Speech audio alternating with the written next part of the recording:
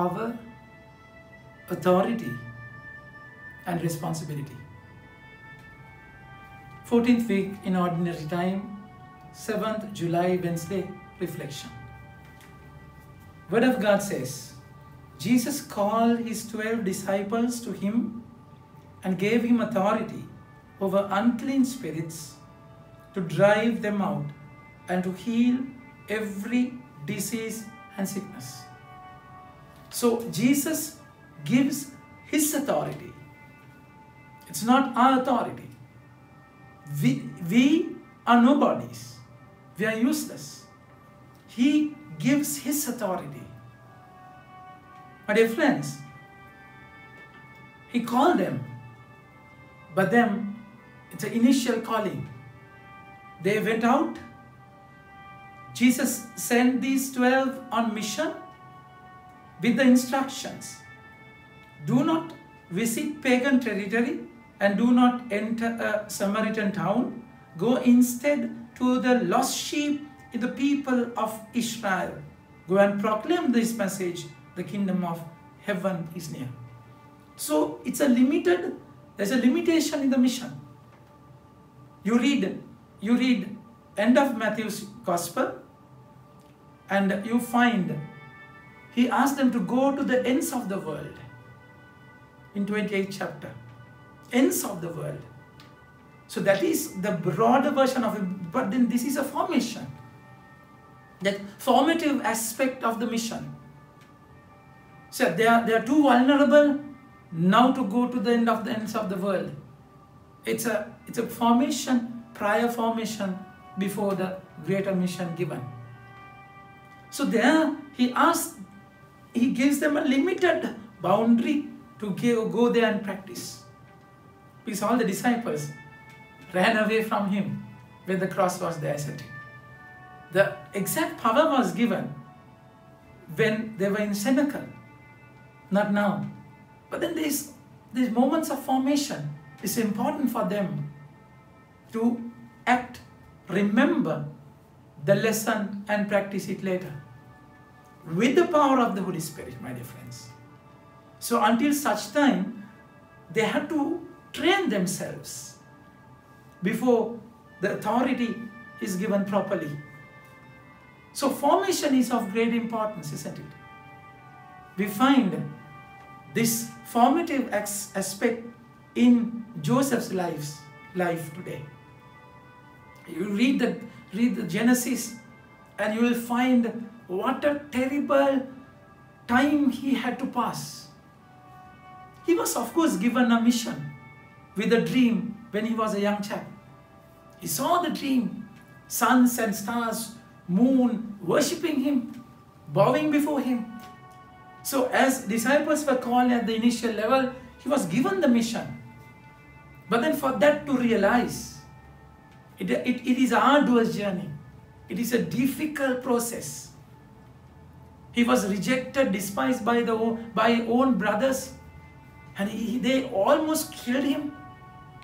And then because of Reuben, he just got his life back. He was put in an empty well, and he was sold to Egyptians.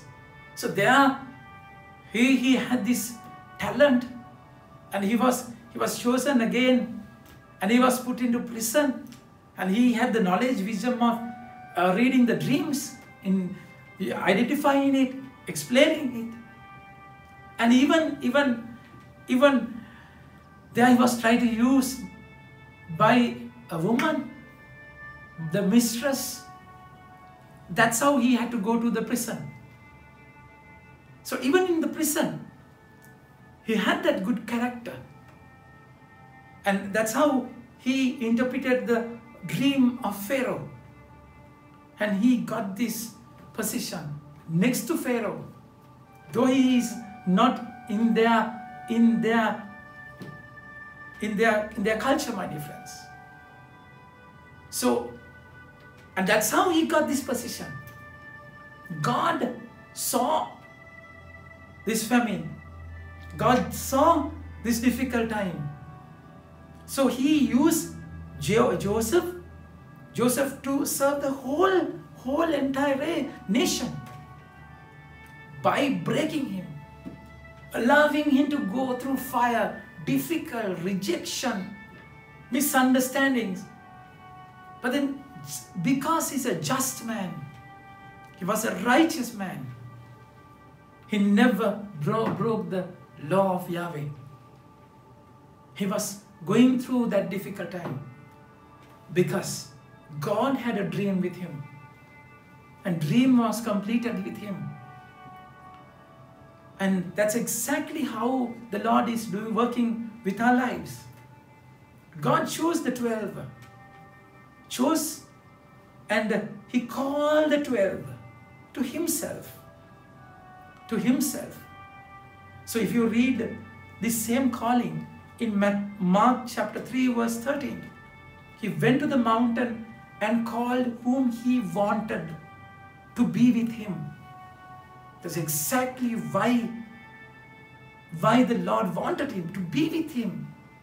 By being with him, only they will get the authority. Then only he sent them. Of course, sending is a challenge. They are not close to Jesus physically. So they have to be connected with the word, with the promise, with the teaching. So you are being sent like sheep to the wolves. It's a dangerous area. But then you have to remember that I'm a sheep, always connected to the word. That's the only security and protection that you have. So formation is paining. It gives you trauma, agony, rejection. It's a difficult time to form, to mold. He has to break it. Break you, my dear friends. Without breaking, you can't make it. That's exactly what the Lord is doing. So he called the 12 and gave them authority over unclean spirits, drive them out, to heal every disease and sickness. We have a greater task. We cannot be under satanic forces. We have to fight it. You cannot tame the serpents. No dealing with the devils. It's a task of fighting. It's a warfare, spiritual warfare. But then remember, you have to have that authority. Authority of Jesus. Authority with the word. You will have it through a formation. Not to fill your barns. No. Joseph had to gather all the harvest for 7 years for the people. That's how he served his own family, by serving God, by living in that dream. That's how he saved his own family. So this is our calling, to abide by his word, connect to his word, go to him, have authority of Jesus, and then go out, live in that authority, without bowing your head before temptation, without giving into worldly pleasures. Live in that authority. Jesus has called you to have that authority. But then it's an arduous, difficult journey that you have to go through to have that authority. That we call formation. Formation, then authority, power to live the mission that you are given. Amen. May God bless you.